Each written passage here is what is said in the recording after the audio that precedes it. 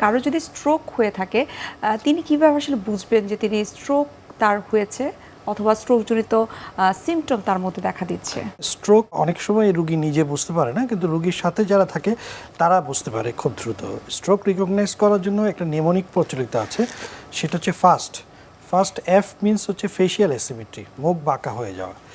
A means arm weakness, হাতটা দুর্বল হয়ে যায়, একদিকের হাত অথবা একদিকের পা অথবা একদিকের হাত পা দুইটাই একসাথে দুর্বল হয়ে যেতে পারে। 3 নম্বর যেটা, এটা হচ্ছে স্পিচ প্রবলেম, যেটা এস দিয়ে আমরা বলি কথা জড়িয়ে যাওয়া।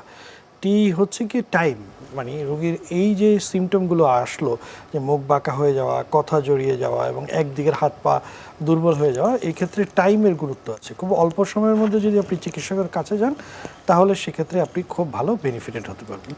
এইগুলোই স্ট্রোকের মূলত লক্ষণ, যে কথা জড়িয়ে যাওয়া, মুখ বাঁকা হয়ে যাওয়া, একদিকের হাত পা অবশ হয়ে যাওয়া। তবে অনেক সময় এটার সাথে চোখে না দেখা, মাথা ঘোরানো, বমি হওয়া বা অজ্ঞান হয়ে যাওয়া, খিঁচুনি হওয়া, এগুলো লক্ষণ হিসেবে আসতে পারে।